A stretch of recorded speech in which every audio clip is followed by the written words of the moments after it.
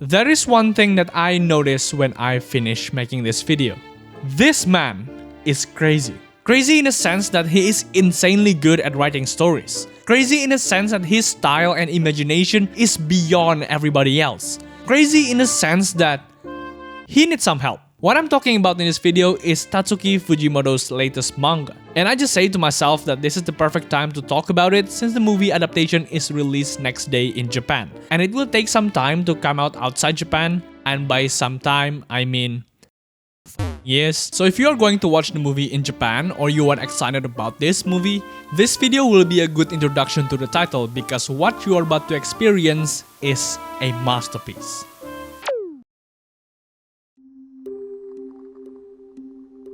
Lookback is a one-shot manga. And in case you haven't heard of one-shot manga is a standalone manga that doesn't have any correlation with other manga. And usually, one-shot manga has no continuation. One-shot manga only have one long chapter, and it's really common for mangakas to write a one-shot. Miura-sensei wrote a one-shot manga when he took a break from Berserk, and Tatsuki Fujimoto himself wrote arguably the best one-shot manga ever produced. So there is a lot of hype surrounding this manga, and safe to say, it did not disappoint. Now, because Lookback is a one-shot manga, there are not a lot of things to talk about. Obviously, I will not spoil the whole story, but I will try my best to tell you everything you need to know about this manga.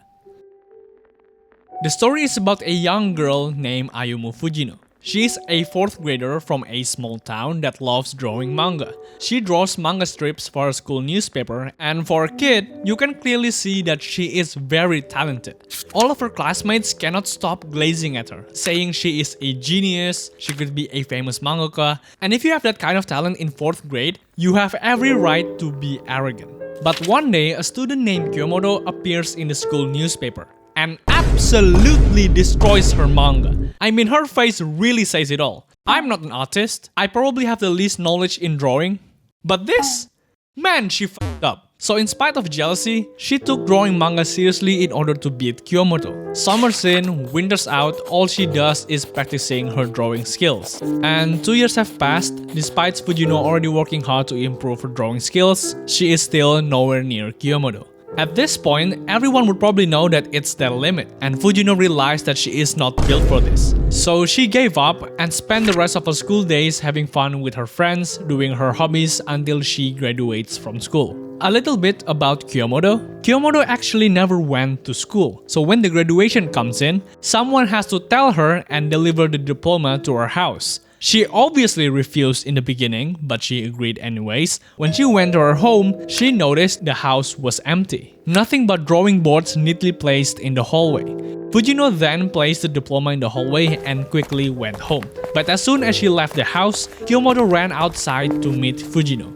And for the first time in this timeline, two manga geniuses from a small town meet face to face. But Fujimoto didn't call her only by her name, but with sensei, a very common expression when calling a mangaka.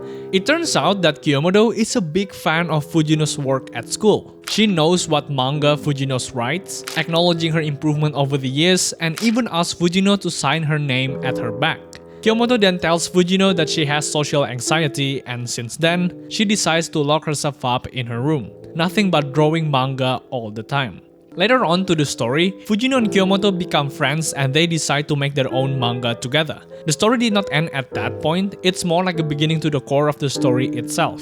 And I find it kinda sad that your biggest rival is the one knows you the most. The story that I tell you is what roughly the trailer of the movie shows us, and before we are going to talk about the movie, I wanna talk about something that really stands out from this manga.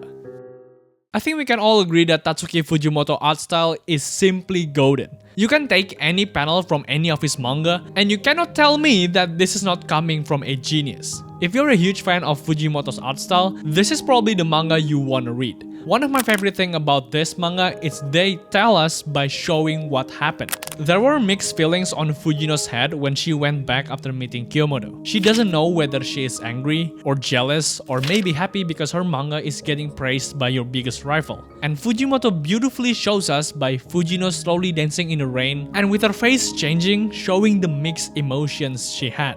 or when Fujino's vow to work hard to beat Kyomoto. Fujimoto shows the same pose of Fujino's drawing on a table, and I just adore every inch of his drawing in this manga. You can see the detail. Her clothes change, the seasons change, and the books on the shelf slowly adding up as she keeps learning to be a better artist. So it is not shoving you with a lot of text, which I kinda hate reading a lot of dialogue, and reading this feels like Fujimoto is just flexing on us on how insanely talented he is. I love how for some panels I just stare down each detail, came up with my own dialogue in my head and kinda guess what happens next. I don't know, it's like Dark Souls when you have to interpret the story on your own. The game doesn't tell you what to do or what happened, and it all comes to you to piece it together. I always love that kind of storytelling, whether it's in manga, anime, or video games. I love using my own thoughts and imagination to come up with my own version of the story. Now looking back at the trailer, the movie is going to be a great adaptation of the manga, especially when they keep the core Fujimoto's art style throughout the entire movie.